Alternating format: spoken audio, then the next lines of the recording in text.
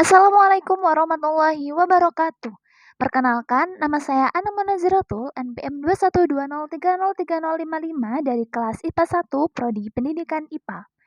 Pada kesempatan kali ini, saya akan menjelaskan tentang sifat magnetik di dalam tubuh manusia. Kita tahu semua benda itu tersusun atas partikel-partikel yang sangat kecil disebut sebagai atom. Atom terdiri atas inti atom atau nukleus dan elektron yang mengelilinginya. Nukleus itu merupakan gabungan dari dua jenis muatan, yaitu proton dan neutron. Terdapat banyak jenis atom yang ada di alam. Semuanya sudah disusun dalam sebuah tabel periodik yang kita kenal hingga sekarang. Tubuh manusia tersusun atas molekul-molekul protein yang terdiri atas atom-atom diantaranya karbon, hidrogen, klor, nitrogen, yodium, fosfor, dan logam besi. Sifat magnet dari atom-atom terletak pada searahnya spin elektron di kulit atom atau proton di inti atom. Di dalam tubuh manusia itu sendiri, sifat magnet ditentukan oleh atom-atom yang membentuk tubuh manusia. Di antaranya ada atom hidrogen, molekul air atau H2O, dan besi.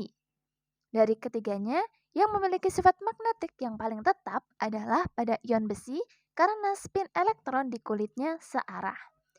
Di tubuh manusia, Fe atau besi terdapat pada hemoglobin darah. Hemoglobin merupakan rantai protein panjang yang pada beberapa pasangan posisi di kedua ujung rantainya terdapat ion Fe yang terikat sebagai penyambungnya atau jembatannya dalam struktur yang datar. Adanya ion Fe ini, darah merah dapat mengikat oksigen setelah melewati paru-paru.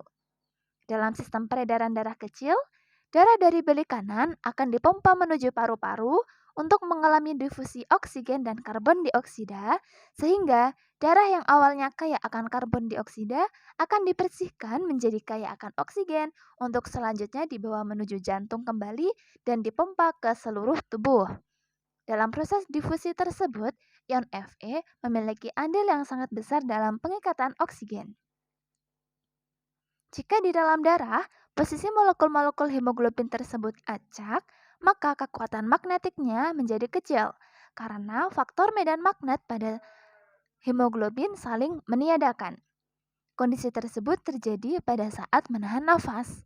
Menahan nafas menyebabkan jumlah oksigen di dalam paru-paru tidak bertambah.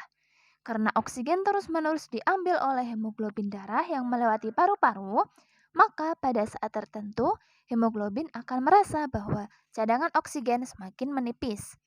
Pada saat itu, molekul hemoglobin akan membentuk antrian yang acak sedemikian sehingga energi aliran darah dalam mengambil dan melepas oksigen berada pada fase terendahnya. Kondisi ini dapat diatasi dengan cara melakukan latihan mengatur kekuatan pikiran dan mengatur nafas secara lambat. Melalui cara ini, molekul-molekul hemoglobin dapat terpolarisasi magnetik atau magnetiknya menjadi searah kembali, sebangun, dan saling melekat erat karena gaya magnet.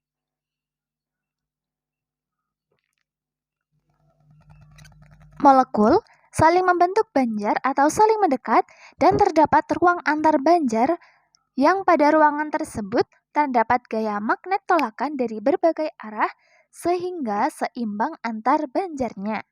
Gaya tolakan tersebut mempertahankan darah tetap dalam fase cair.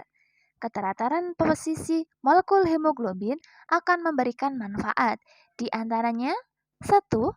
Posisi molekul oksigen akan sama simetris pada saat diikat oleh ion Fe sehingga mudah dilepas untuk proses metabolisme dan oksidasi sel-sel tubuh yang rusak. 2. Ruang antar banjar hemoglobin akan memerangkap bakteri penyakit sehingga mudah dikenali untuk kemudian dibunuh oleh sel darah putih dan dioksidasi oleh oksigen. 3. Sari-sari makanan seperti asam amino, glukosa, dan lain-lain akan dibawa oleh hemoglobin darah dalam posisi yang sama sehingga mudah dilepas ketika harus menggantikan sel tubuh yang rusak.